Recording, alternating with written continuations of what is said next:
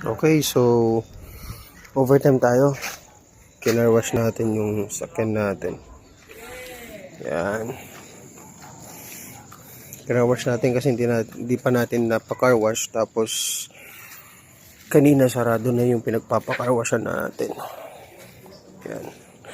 Pero habang kinakarwash ko siya, may napakamo na lang ako. Kasi ito. Yan.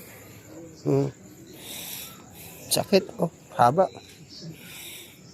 Ewan ko kung saan nanggaling. Kasi iniwan ko lang to. Pinark ko dun sa paggawahan ko. Tapos siguro may napadaan na may hawak na may hawak na match na sagi niya. Ano, lalim oh. Medyo retouch ulit. So gagawin yung buong hood natin. Gagawin ulit yan. Oh, medyo masakit. Yan, kinunggas-gas oh. So hintayin nyo yung part 2 nito. Hopefully next week gawin na namin.